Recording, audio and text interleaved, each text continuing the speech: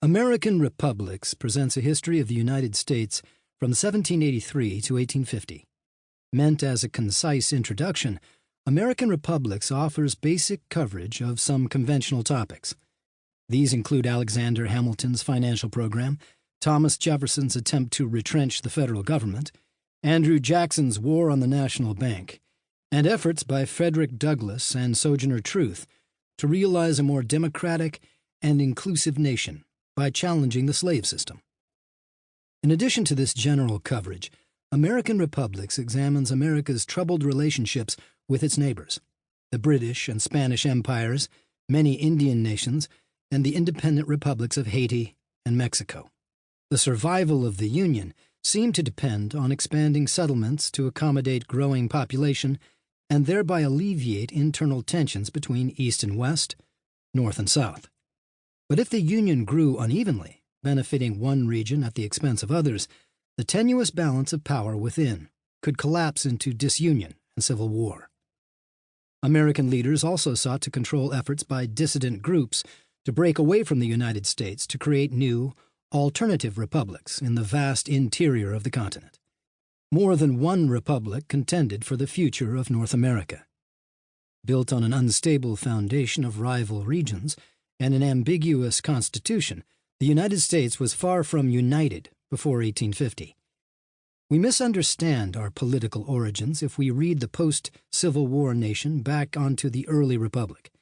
Not yet a nation, the early United States was a loose union of states, with regional leaders persistently at odds over just how strong their bonds should be. Those divisions became morally charged after 1815 as reformers promoted a more inclusive citizenry by challenging slavery and the subordination of women. Although deeply rooted in our history, white supremacy has also had many critics pushing for a more egalitarian nation. A sequel to American Colonies, The Settling of North America and American Revolutions, A Continental History, 1750 to 1804, this new book explores United States history on a continental scale.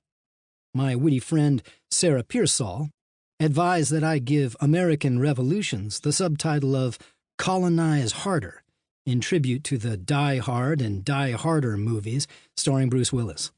In that vein, American Republic should be Colonize Hardest.